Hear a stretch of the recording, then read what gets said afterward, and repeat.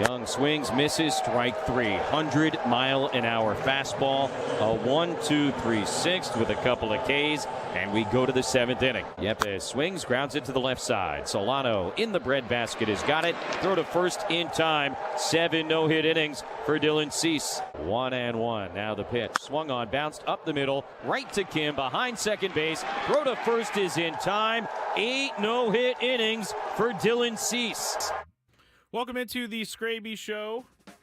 Thank you for joining me here on July 25th. A very, very happy day for all Padres fans. A very happy day for Dylan Cease.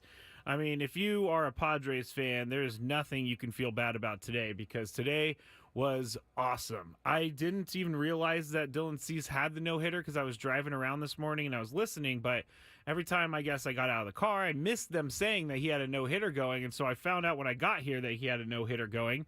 And then I just watched the game with Sammy, Levitt, and Frank in studio because it was I didn't want to move, number one, because, you know, the jinxing of things when apparently I have the control over what happens with the game. But I didn't want to move, number one, and I just wanted to see it, number two, because I felt like it was going to happen. Once I figured out that it was a no-hitter and I got out of my car and was, you know, in studio listening to Tony and Jesse and watching the TV, it was something that I just felt deep in my bones.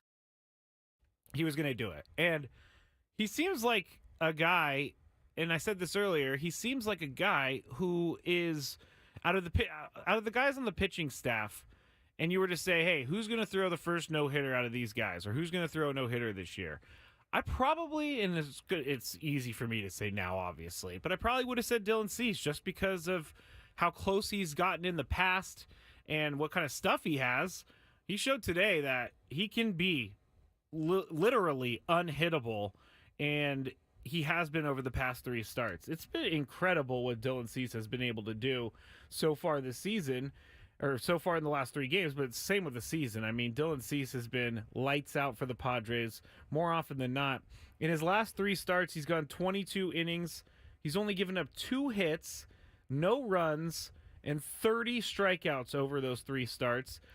Sarah Lang says Dylan Cease is the first pitcher since at least 1901 to go 6+ innings and allow 0 or 1 hit in 3 straight outings. So what Dylan Cease is doing right now is historic. And I'm not overstating that when I say that, because there's only a couple guys in the history of the game that could say they have had a similar stretch to Dylan Cease, or at least something that, I mean, it's not going to be exact, but Dylan Cease is standing alone right now amongst all these pitchers in Major League Baseball history. Even old hose.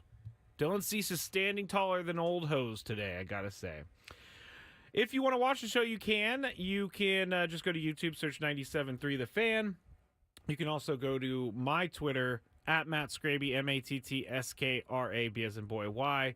On YouTube, if you want to chat, you can as well. There's a good chat going right now, and I appreciate everybody who's already in there. If you want to join, again, 97.3 The Fan, you just search that in YouTube, and you will be able to find it.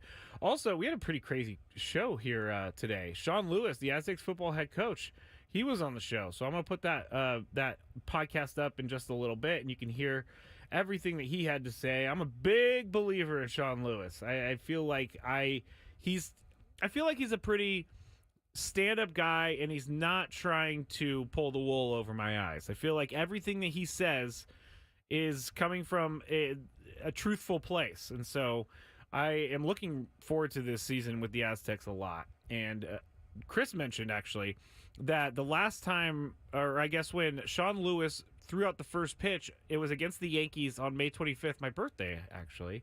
Dylan Cease was pitching that night, so there's some sort of little connection right there, too.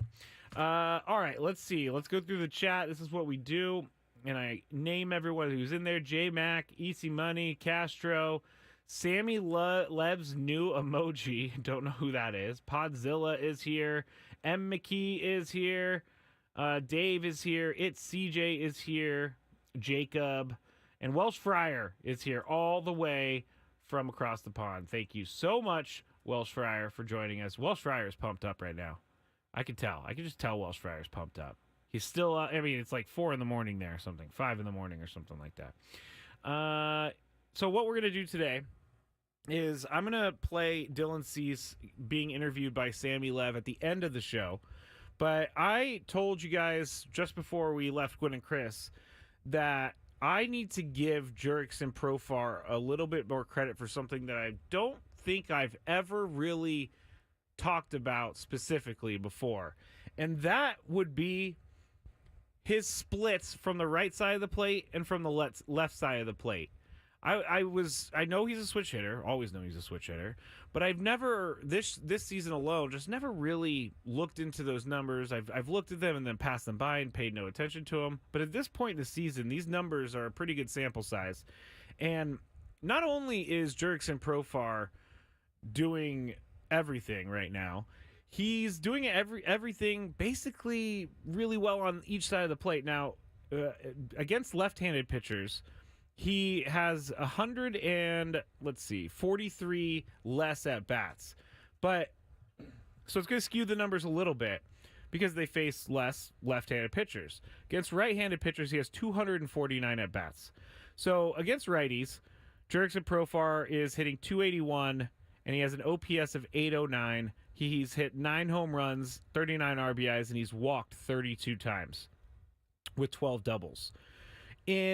As a lefty or facing a left-handed pitcher, which again, he has a lot less at bats, he has 4 doubles, 6 home runs, 21 RBIs, 15 walks. He's hitting 340. He's got a 973 OPS. And the BABIP on that, which is batting average on balls in play, versus a left-handed pitcher, 330, versus a right-handed pitcher, 319. So this isn't just coming from one side of the plate, which is 100%, one of the things about switch hitters, and I guess I'll just bring it up because in college I watched a lot of the Giants. Pablo Sandoval was the switch hitter for the Giants, and you could tell that he clearly struggled from one side of the plate at times. And this year hasn't. You just don't even think about it when Jurickson Profar goes up there. And you got to think that that's extremely difficult for teams to deal with because you have a guy who can, make the matchup for himself better by being able to switch sides. But at the same time, he's also crushing both the ball on both sides. So he's not an easy out. And he is continuing to show us why Jurickson Profar is having this magical season that he is having. And last night, put them ahead with the home run. He's been a part of so many important moments here this season. He's been in front. I'm getting ahead of myself. He has been in the mix. When you think of big moments this year, you have to think Jurickson Profar. Coming to mind right now, it's the game against the Nationals. And then you have yesterday putting him up 4-3. And even though they lost the game, he still hit that home run off of Imanaga at Wrigley. And he put the Padres up in that one. They ended up losing, but you get the point. When something big has happened for the Padres, Jurickson Profar is in the middle of it. And so Jurickson Profar, we talked about it a little bit earlier. Is he? I know he's not MVP. He's MVP in our hearts, but I know he's not MVP of the National League, mainly because there's someone. Shohei Ohtani is very, very, very good. But Jurickson Profar is my definition, and I know that the definitions are a little bit different. My definition is, and I said this earlier, if you take this person off of their team, how bad or what will their team look like without them? Now, Ohtani contributes a ton to the Dodgers. So you take him off the team, you're going to lose a lot. But at the same time, I feel like they can make it up with some of the other players that they have.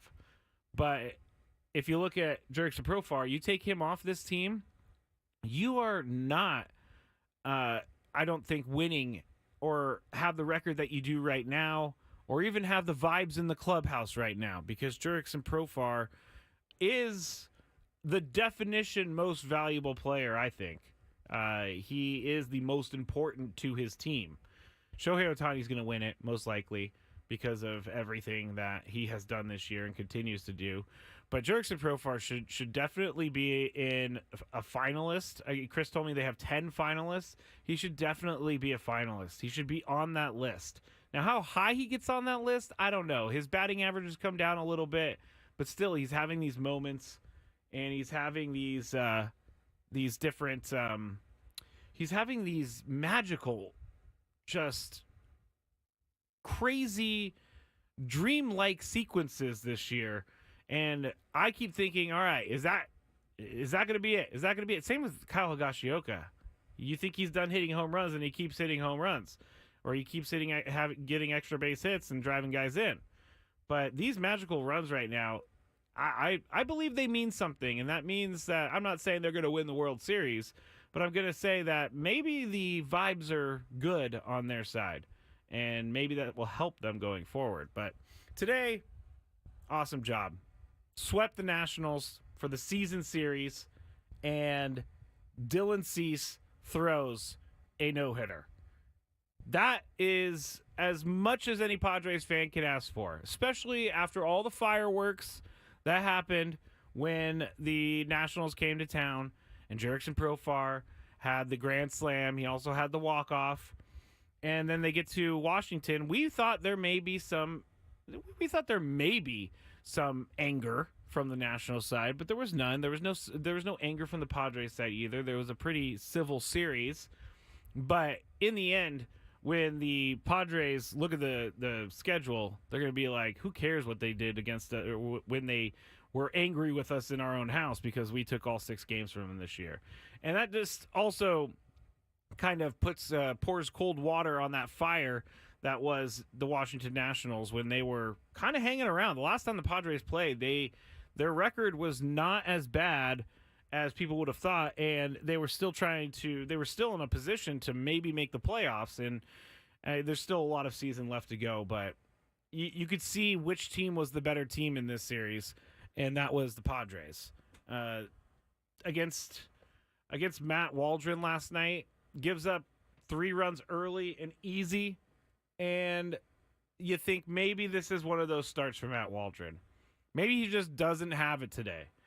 But what Matt Waldron has done this year, and I've noticed it several times, is that if he has bad early innings, he is able to at least find a way to get deeper into the game and spare that bullpen a little bit. It seems like he gets in trouble early, and all of a sudden you look up and he's in the 6th inning.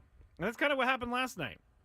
And then all of those runs came in for the Padres. They end up winning big. And today Dylan Cease throws a no-hitter.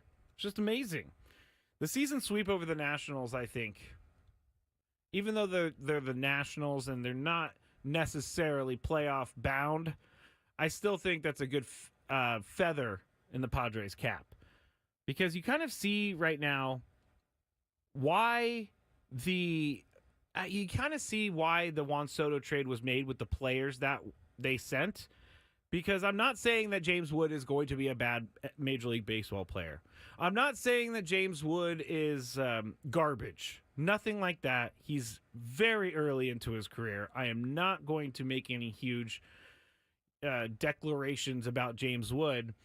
But you kind of see why the Padres were willing to give him away to the Nationals for Juan Soto, because he's far off from being a everyday kind of not household name, but like people know who he is. He's far away from that. And so the Padres just didn't have the time to wait. They were on a completely different timeline. And so for when people say, well, James Wood, he's going to be great. He's going to be great. Yeah, he could be great, but it's going to take a little bit. And the Padres just don't have that time. The Nationals do have that time. And I saw what was happening in the left field today with James Wood. I mean, the only play of the game that really mattered was the play that he dove at the ball and it got behind him, and then 3 runs scored for the Padres. And the dive was an interesting dive. I'm totally not athletic, not professional athlete athletic. I'm not going to say I'm not athletic, but that dive was interesting, I got to say. It seemed like it was heading in slow motion as he was falling to the ground. But you have to give credit to the Padres for losing that game in Cleveland and then never looking back. Because I think we all had the same thought after that Cleveland game on that Friday. Like, wow, we're still losing. We're still doing this losing thing, huh? We're still going to shoot ourselves in the foot, huh? Well, they came back. They won big the next day. They won on Sunday, and then they won all three against the Nationals. So good stuff for the Padres. And the trade deadline is going to be incredibly important for the Padres. And we had RJ Anderson on today. That'll go up in a little bit on the podcast center. But we will talk more about the trade deadline tomorrow. And then the trade deadline is actually on Tuesday at 3 p.m. So we're going to have a special show for that. So we will be with you, and we will be here helping you dissect and figure out everything that's going on with trades in Major League Baseball on the trade deadline day. Now, when we get back, I would like to talk about Jackson Merrill. And I want to say something about Jackson Merrill that I've noticed, and I think that it is a good sign of things to come. And I also want to talk about Bennett Woods for a second. So I am going to do that when I get back. This is Skraby, Matt Skraby, 97.3 The Fan.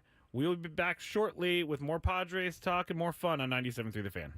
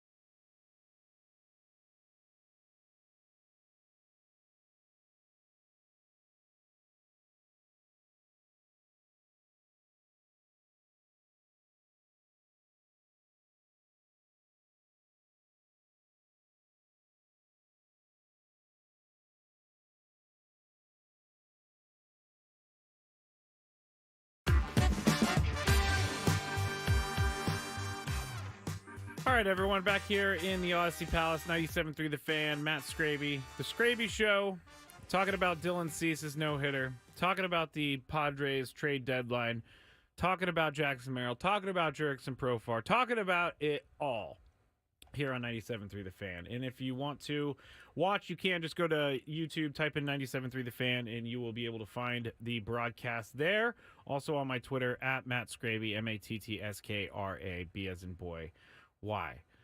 I would like to start with this because I don't really understand when I get messages from people who want to trade away some of the good players on the Padres to help rebuild the farm. I don't get it. And I understand you can't keep everyone all the time, but the Padres are playing better right now. Do I think that they're odds-on favorite to win the World Series right now? No, but they can get there if they continue to play better. They get Fernando back. They get Joe Musgrove back. Who knows? Maybe even they get Yu Darvish back at some point. This is not a team, to me, this is not a team that is going to be selling at the deadline. They're going to be buying at the deadline. And I think, and I said it a couple times now, they do not need to go after the Garrett Crochets of the world or the Tarek Skubals of the world. And by the way, finally found out that I was saying his name wrong this entire time. It's not Tariq Skubal, it's Tarek Skubal. So I feel pretty stupid about that one. But now I know and moving forward. But some of the stuff I was reading this morning about Tarek Skubal says that it would cost Leo Dallas DeVries and it would cost Ethan Salas. Both of them would have to go. And maybe even a Robbie Snelling or Dylan Lesko. Like, I just think that's way too much for one guy. Sure, he's great. He's a good pitcher this year. And he has a history of being pretty good. And he probably is a favorite to win the Cy Young right now in the American League. But he's also got team control. I just don't really think that it's worth it to go after a superstar at this trade deadline. Like, Juan Soto made sense to me because you bring in a generational player who ended up not being that generational here in San Diego. And you end up turning Juan Soto around into a lot of good pieces for your team. They got major league ready pieces for Juan Soto. And that's the difference right there in this season is Michael King and Randy Vasquez and Kyle Higashioka. That to me is the difference. But I'm just not really feeling like I should be happy if the Padres bring in a Garrett Crochet or a Tarek Skubal. I guess I would be happy, but at the amount that it's going to cost, I don't know. I'm just not thinking it. If there's got to be someone around baseball that is a fifth starter, fourth starter, fifth starter, and they really won't cost too much in either prospect capital or, trading some of the minor league guys. There's got to be someone out there that's going to be good enough to help you win and get to the playoffs and not cost you an arm and a leg in the franchise and basically the names of the entire minor league system for the Padres. Just don't think it's anything I'm interested in. And then I heard this or read this, and it changed my opinion once again to hard pass on Garrett Crochet. He wants a contract extension if he's traded in order to pitch in the postseason this year, according to sources familiar with the situation. He's also making it known he has no desire to pitch out of the bullpen, citing health concerns for all of the above requests. Now, here's the problem with this. Garrett Crochet still has 2 more years of arbitration before he becomes a free agent. And if he's going to a team that is going to be in the playoffs and possibly go deep in the playoffs, he wants to get paid so that he has some sort of security for if he gets injured. My first thought is, of course, this is what he should be doing because this contract is probably going to set him up for the rest of his life. But at the same time, he hasn't really. I mean, he's proven himself this year, but he hasn't pitched all that much.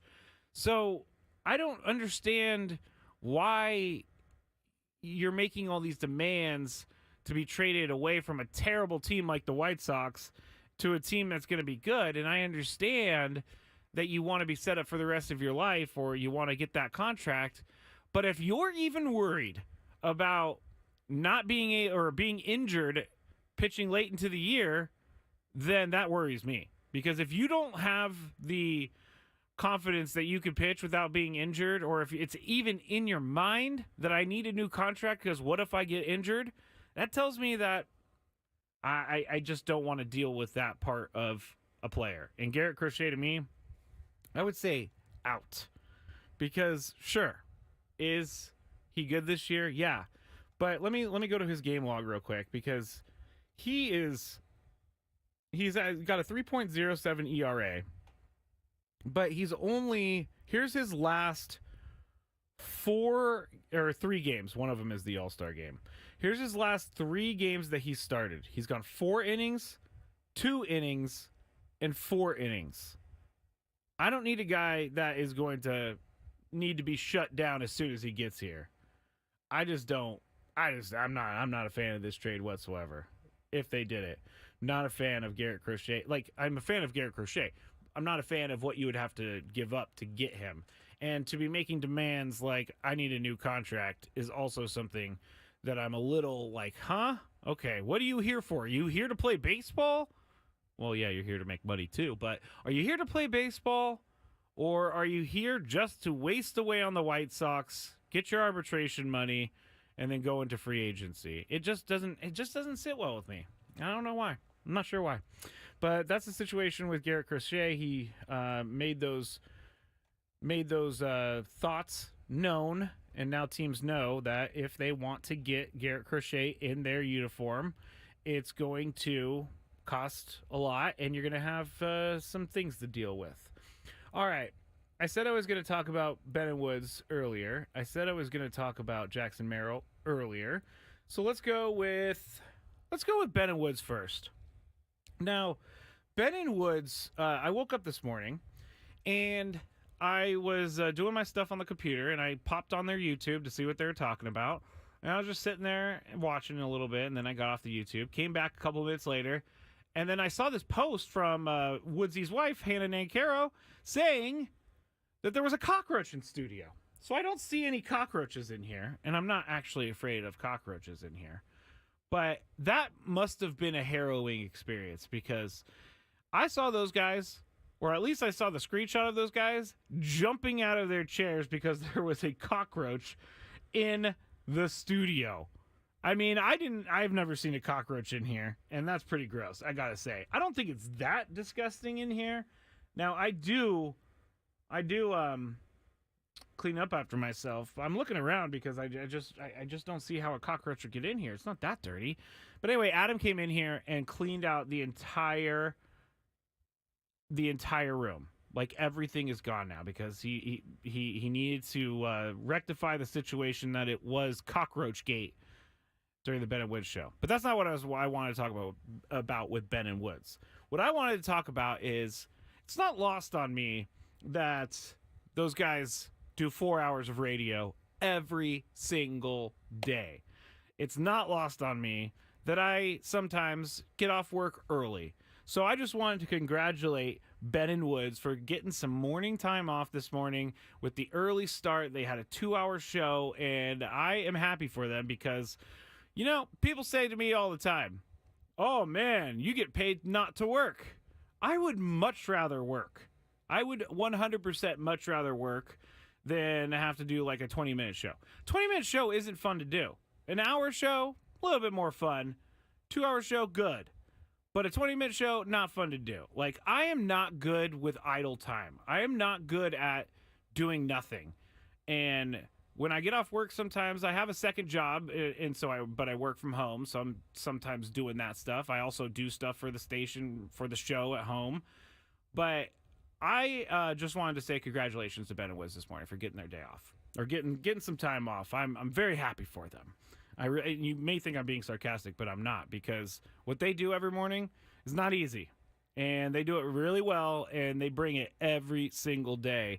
And 4 hours of radio every single day is exhausting. And so I just want everybody to know that those guys deserve a little round of applause, because They are holding down the fort here every morning on 97.3 The Fan. So there you go, Bennett Woods. Shout out to you guys for getting some of the morning off. Now, I was talking about Jackson Merrill, and Jackson Merrill, this is something that I think we need to talk more about. And I've seen people in the last couple of weeks talk more about this. But Jackson Merrill, it seems like, can find a way out of a hitless streak and not let himself get too deep into it. The most he's gone this year, number of games in a row without a hit, is 6. And you're telling me a rookie who has never seen Major League pitching like this before has a 6-game streak without a hit as the longest in his career so far. That's pretty incredible, have to say. And when you see him at the plate, you see someone who takes, I think Tony phrases it like this, takes what's given to him. And he's not like going up there forcing anything, swinging at bad pitches because he's in a rut and he needs to get out of this rut. He goes up there and he ends up ending a streak by getting a single or something like that. And it's just on a pitch that, you know, he swings at, and it resets everything for him, it seems like. I'm not a hitter, a professional hitter, so I don't really know. But when you look at him, you can see that he's not intimidated up there at all. And you could also see that he is getting better and better and better as the year goes along. And that is why, to me, I think that Jackson Merrill is the rookie of the year. He's doing this every single day. He hasn't missed many games this year. I don't believe he's been on the IL this year. And I know that Paul Skeens is going to get all the press and all the hype, and sure, he's exciting, and sure, he throws the ball hard. But I would think a full baseball season. Now, if Jackson Merrill played half the baseball season, I wouldn't have this opinion. But a full baseball season is much more difficult than what Paul Skeens is doing, to me. I mean, pitching's hard, but so is staying healthy, and so is playing the outfield every single day. I don't know why more people aren't giving him enough credit for that. As a rookie who never played center field coming in, he's played center field all season long. He's played a really good center field all season long, and we've seen what he could do hitting, and we know that he can hit. He has power. He has timely hits. He's able to steal bases. I mean, he's doing it all this year. And I just don't understand how Paul Skeens, after his, 12 starts? I know I'm on a Paul Skeens rant again. It's not Paul Skeens' fault that everybody wants him to be the rookie of the year. I'm going to fight for Jackson Merrill, though, because I do 100% believe everything that I'm saying. I don't think it's easier to do what Jackson Merrill is doing than it is for what Paul Skeens is doing. And Paul Skeens still has time left that he has to play in the season. Same with Jackson Merrill, and things can change. But as of right now, I just don't understand why people don't think Jackson Merrill is the rookie of the year in the National League. Paul Skeens hasn't been there long enough. What the guys always say, and this isn't necessarily a Paul Skeens thing, but availability is your best ability. Paul Skeens wasn't available all year because he was in the minor leagues and because the Pirates didn't want him to start his time clock and all that stuff, team control. But Jackson Merrill has been there since day one, and he continues to do amazing things for the Padres and amazing things for a kid. Can't believe I'm saying a kid, even though he is, because I'm 39 years old, and he's, I think, 21 years old. That makes me feel really old, to be honest, to be talking about a 21-year-old. But as I said all spring training long, I have a huge man crush on Jackson Merrill. I think it's awesome. He gets to do everything that everybody else gets to do, he gets to do everything that everybody wants to do, is what I meant to say, which is play baseball at the age of 20, 21, and play it professionally and be good at it. Like, that is the dream. I wanted to be Henry Rowan Gardner from Rookie of the Year. Didn't work out.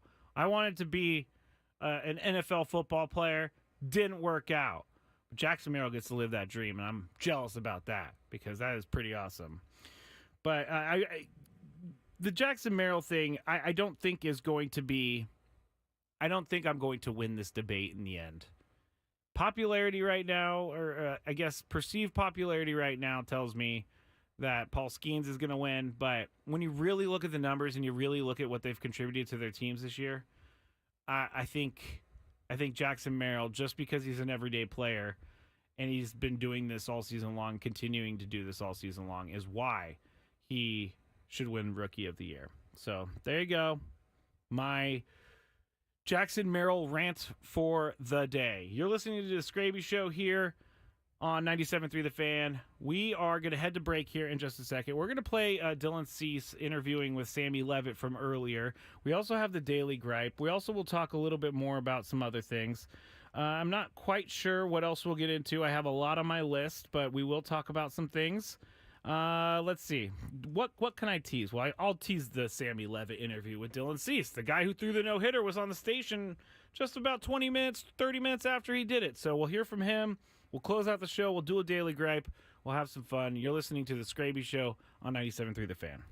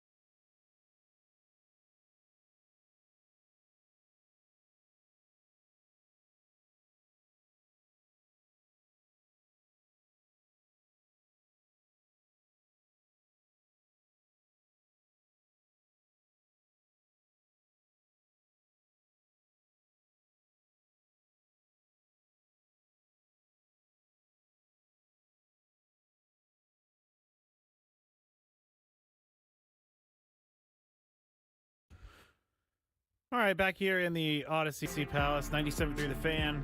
July 25th, 2024 will always go down as the Dylan Cease no-hitter game today. That was pretty exciting. Did not expect to wake up to a no-hitter today, but we did wake up to a no-hitter. And it was worth every single rain delay minute, although I wasn't here in studio like Sammy and Frank. So they held down the fort really well. I was listening to them as well. I love the YouTube thing because I don't have to do anything crazy to listen. I just hop on YouTube and I'm able to check in with shows. That's how I've been doing it lately, and I know a lot of you do it as well. So thank you so much for being on the chat and being on the YouTubes all day long, and all of our listeners that are creating this nice Padres community here on 97.3 The Fan. Let's see. I did see a couple phone calls in the last break. I'm sorry if I don't pick them up or if I put you on hold, just stay there because I have to get you in the break. I cannot answer phones during the show because I'm a one-man band right now. And have been on the Skraby show. And it's all right. I don't mind doing this thing by myself, but the phone calls are a little bit tricky. So don't be mad at me if I don't answer. If you feel like I'm ignoring you, I'm not ignoring you. I'm just trying to talk to people and make sure that I don't say anything too stupid. That's really the goal here. I would have to say that's the goal.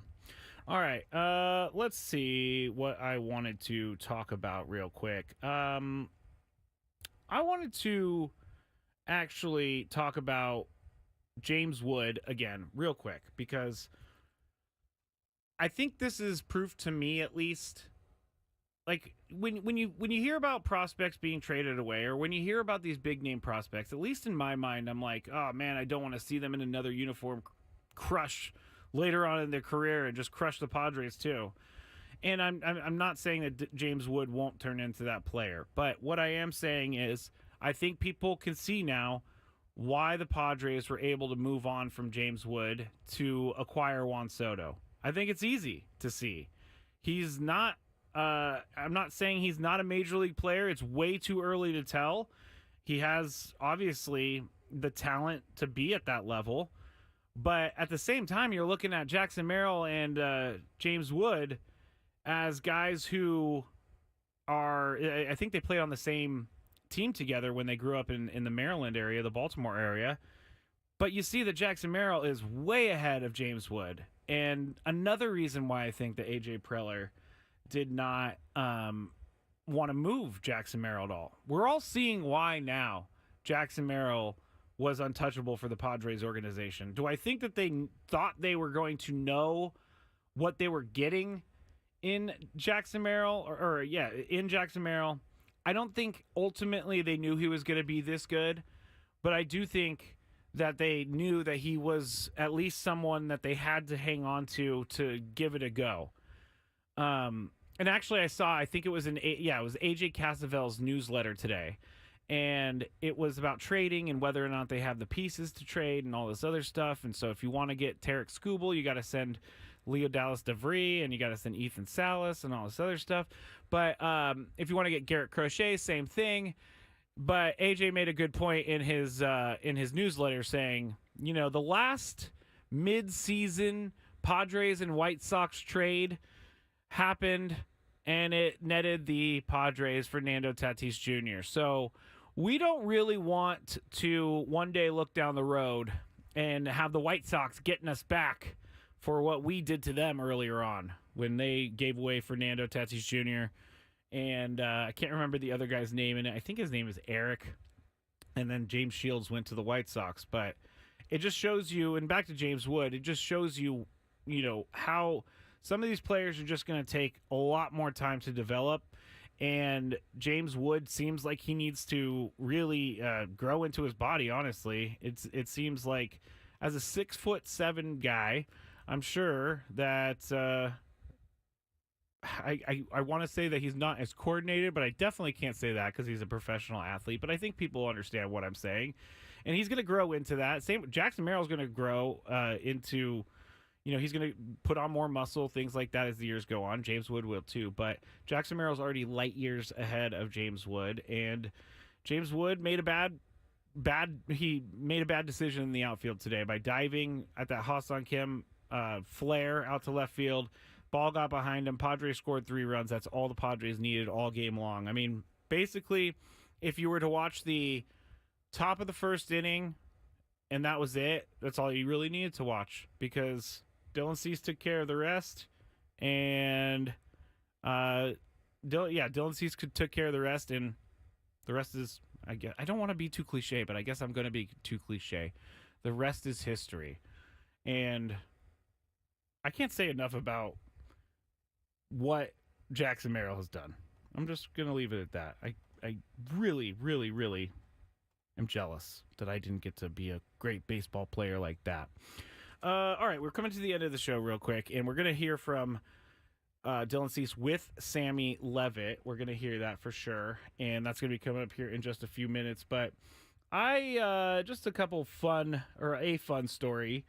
I was looking through Twitter earlier, and there was something that came up, and I'm not bringing this up because it's a 49er. I'm bringing this up because there's something crazy about this, and I want to get people's opinion as to whether or not they've ever done this. But here is Diamador Lenore, who is a cornerback for the 49ers, but he's on with the Up and Adams show, and here is what happened. I want to know, whose job was it to change the batteries in the smoke detector? Oh man, that was not nobody's job. My smoke detector still go off right now. I'm hearing it. Yeah. Is that your smoke detector? Yes. I didn't switch the batteries. I don't know. Maybe I'm doing it wrong. Diamador, were you sleeping with this going like? Well, I don't understand. I didn't hit switch so hard, I don't even hear it. You're telling me you slept an entire night with that noise in the background? How many nights? This has been going on since last season. It's been good luck, so I just let it go. So Diamador Lenore is sleeping with a beeping fire or smoke detector in his house for a full year. I can't even imagine how annoying that would be, to be waking up all the time with that thing beeping. There's something annoying. I mean, obviously smoke detectors are good things. I'm not saying they're bad, but there's something extremely annoying about a smoke detector that's out of batteries, and it always seems like the smoke detector is out of batteries like several times a year when they shouldn't be using the batteries. Unless, I mean, a lot of smoke detectors are hardwired, but you know what I'm saying? Like, why do I have to replace the smoke detector battery so much? Diamador Lenore says, I don't care. I don't care about the smoke detector. I'm going to let it beep for the last year. He says it's good luck, but that would drive me insane. And I was wondering if anybody had anything like that out there where they just don't do it and they know they should do it. And so this is very actually dangerous, and it's not something that I really wanted to do. But back in the day, before I was a responsible adult, I was poor. So I wouldn't like to do anything with my car, like change the brakes or anything like that, change the tires, things like that, because I just didn't have the money to pay for any of that stuff. And so I would go as long as I could without it. That's something that I shouldn't have ever done because it's very dangerous. But that's a serious version of what he said. I guess the other thing I could see around my house that I do that is kind of annoying like that, it's not a noise or anything, but I have the ability to set something down and leave it there forever. Like, forever. And it's not because I'm a hoarder or anything, but clutter doesn't really bother me. I know it bothers a lot of other people, but clutter does not bother me. So if you have any of those, please tweet me at Matt Skraby or Instagram me or something like that. But clutter doesn't really bother me. I have found, bank statements that are in I have a drawer at home that's like all the important stuff goes in here so I know where it's at. And bank statements, I had bank statements going back to like 3 years ago sitting in there, which I don't really need a bank statement. I don't know why I need a bank statement. I can do it online, but I'm really bad at the mail. I'm really bad at stuff like that. Just household items I'm really bad at. But I am very good at changing my smoke detector batteries. I can tell you that, because I am not going to sit a year with that smoke detector beeping while I'm trying to sleep. That is a fact, everybody. All right, Matt Skraby here. coming to the end of the show, we have Sammy Levitt interviewing with Dylan Cease from earlier today. So this happened during the post-game show. Sammy Lev was joined by Dylan Cease just moments after he threw the no-hitter. Here it is.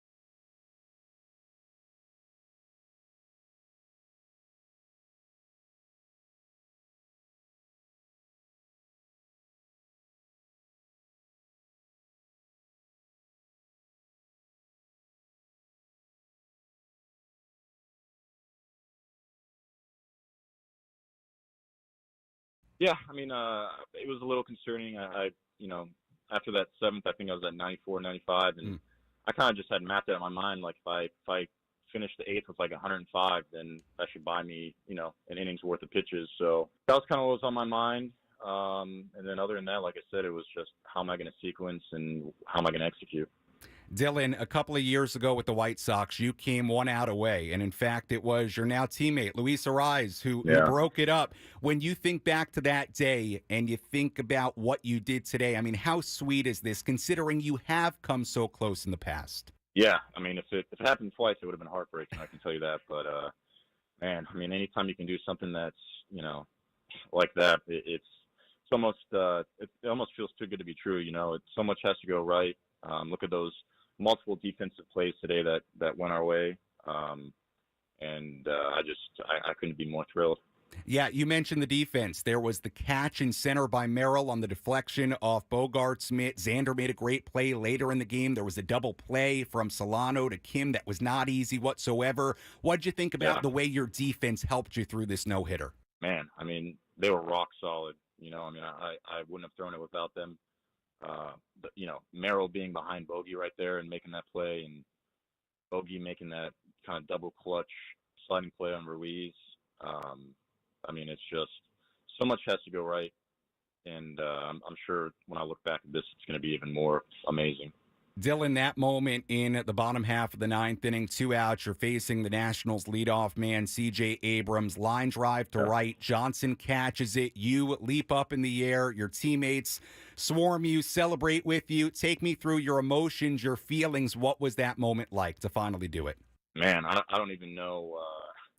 I don't really know how I felt. I was just so happy, and I just kind of let out a scream. I think it was like a primal scream, and then everyone is around me. So I think that was the most fun part is, everyone kind of not dogpiling, but, forming a circle and just being so happy. And I mean, I was just screaming yes. I think I screamed yes like 50 times. And, man, that's something I'll be able to relive in my mind for the rest of my life. Well, Dylan, screaming yes for good reason. What a performance here today. You've been so good as of late, and you were quite literally unhittable in this one here today. Dylan, again, congratulations on your first career no-hitter, and we'll see you back here in San Diego. Thanks so much for calling in. Appreciate it. Yeah, thank you. All right, that is Dylan Cease calling us from Nationals Park. There you go, Sammy Levitt with Dylan Cease. And Dylan Cease is scheduled to join us tomorrow. Me and Tony, we are going at some point throughout the 2 o'clock hour. We're not real sure what time just yet, but we will let you know as soon as we know. But we are scheduled to talk with Dylan Cease tomorrow. Chris is going to be off tomorrow. Short show tomorrow. It's only an hour and 5 minutes due to the game in Baltimore. But we'll let you know as soon as we do about what time Dylan Cease is going to be on the show. I have some breaking news, everybody. This is breaking news from 97.3 The Fan.